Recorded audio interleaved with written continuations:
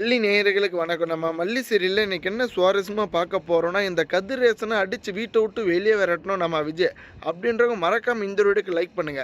ஏன்னா நம்ம கதிரேசன் இருந்துகிட்டு, "மாப்பிள்ளை இந்த ஒரு வீட்டுக்குள்ள நான் வந்தேன்னு என்ன தப்பா நெனச்சுக்காதீங்க. நீங்க தயவு செஞ்சு மல்லிய என் கூட அனுப்பிச்சேங்க.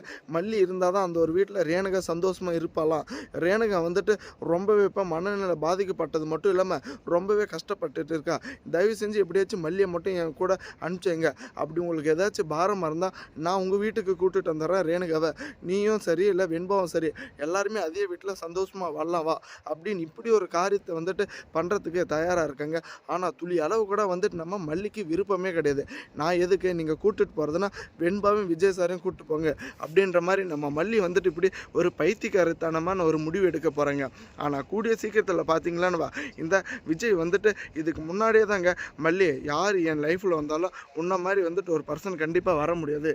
கண்டிப்பாக என்னை வந்துட்டு புரிஞ்சு இப்படி ஒரு வாழ்க்கையை வாழ வைக்கிறதுக்கு காரணம் நீ தான் அப்படின்னு அவ்வளோ உரிமையோட அவ்வளோ அன்போட நம்ம விஜய் வந்துட்டு ஆணித்தனமாக மல்லிக்கிட்ட சொல்லிட்டு இருக்காங்க.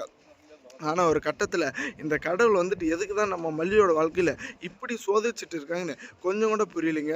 ஏன்னா நம்ம மல்லி வந்துட்டு ரொம்பவே சந்தோஷப்பட்டாங்க நம்ம விஜய் வந்துட்டு அந்த ஒரு வார்த்தை சொன்னதும். ஆனால் இப்போ பார்த்தீங்களான்னா கதிரேசன் வந்ததும் இப்படி சொல்கிறதும் என்ன பண்ண போகிறாங்கன்னு கொஞ்சம் கூட புரியலைங்க.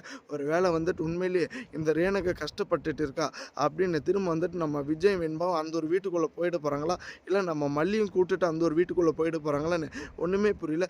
மறக்காமல் உங்கள் கருத்துக்களை கமெண்ட் பண்ணுங்கள். கூடிய சீக்கிரத்தில் இந்த வெண்பாவோட சூழ்ச்சி எல்லாமே வெளியே வரணுங்க. ஏன்னா அந்த சுடருன்ற பேரில் இந்த வெண்பா வந்துட்டு ஆடிட்டு இருக்கிற ஆட்டத்துக்கு கொஞ்சம் கூட வந்துட்டு அளவே கிடையாது.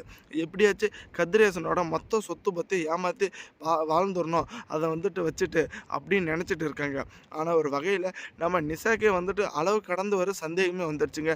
இவள் உண்மையிலே வந்துட்டு பைத்தி மாதிரி நடிக்கிறாளா, இல்லை பைத்தி முடிச்சுட்டு இப்படி வந்துட்டு யாருக்கிட்ட எப்படி இருக்கணும்னு தெரியாமல் இப்படி ஒரு காரியத்தை பண்ணிட்டு இருக்கலாம் அப்படின்னு ரொம்பவே ஆக்ரோஷமாக நம்ம நிஷாவும் வந்துட்டு இப்போ தண்டிக்கிறதுக்கு ஆளாயிட்டாங்க.